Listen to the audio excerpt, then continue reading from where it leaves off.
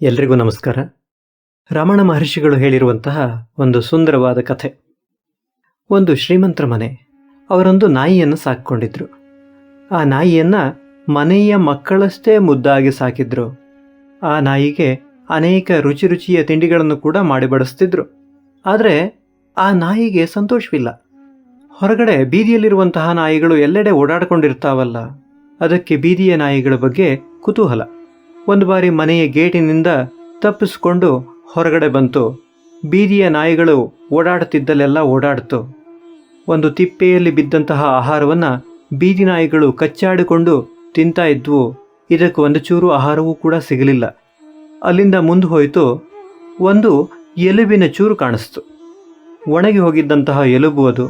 ಅದನ್ನೇ ನಾಯಿ ಕಚ್ಚಿಕೊಂಡು ಹೋಗಿ ಒಂದೆಡೆ ಕುಳಿತುಕೊಂಡು ಕಡಿಯೋದಕ್ಕೆ ಪ್ರಾರಂಭ ಮಾಡಿತು. ಅದರ ಚೂಪಾಗಿರುವಂತಹ ಭಾಗ ನಾಯಿಯ ಬಾಯಿಗೆ ತಗುಲಿ ಅಲ್ಲಿಂದ ರಕ್ತ ಬಂತು. ನಾಯಿ ಆ ರಕ್ತವನ್ನು ಎಲುಬಿನಿಂದಲೇ ಬರ್ತಾ ಇದೆ ಅಂತ ತಿಳ್ಕೊಂಡು ಮತ್ತೆ ಜೋರಾಗಿ ಎಲುಬನ್ನು ಕಡಿಯುತ್ತಾ ರಕ್ತದ ರುಚಿಯನ್ನು ಸಂತೋಷದಿಂದ ಅನುಭವಿಸೋದಕ್ಕೆ ಪ್ರಾರಂಭ ಮಾಡಿತು. ಯಾರೋ ನಾಯಿಯನ್ನು ನೋಡಿದ್ರು, ನಾಯಿ, ಎಲುಬಿನಿಂದ ರಕ್ತ ಬರ್ತಿಲ್ಲ, ಆ ರಕ್ತ ನಿನ್ನ ಬಾಯಿಯಿಂದ ಬರ್ತಾ ಇರೋದು.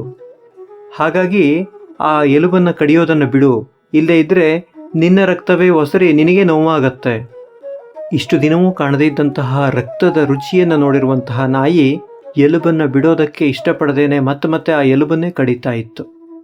ಇಷ್ಟು ದಿನವೂ ಕೂಡ ನನ್ನ ನಾಲಿಗೆ ರಕ್ತದ ರುಚಿಯನ್ನು ನೋಡಿರಲಿಲ್ಲ, ಈಗ ಈ ರುಚಿಯನ್ನು ನಾನು ನೋಡಿದ್ದೀನಿ, ಇದು ಎಲುಬಿನಿಂದಲೇ ಬರ್ತಿರೋದು, ನನ್ನ ಬಾಯಿಯಿಂದ ಅಲ್ಲ ಅಂತ ಆ ದಾರಿಹೋಕನ ಮಾತನ್ನು ತಿರಸ್ಕರಿಸಿ ಎಲುಬನ್ನು ಕಡಿಯೋದನ್ನು ಮುಂದುವರಿಸಿತು. ಇಂದಿನ ಅನೇಕ ದಾರಿ ತಪ್ಪುತ್ತಿರುವಂತಹ ಯುವಜನತೆಯನ್ನು ನೋಡಿದಾಗ ಈ ನಾಯಿಯ ಕಥೆ ನೆನಪಾಗುತ್ತೆ.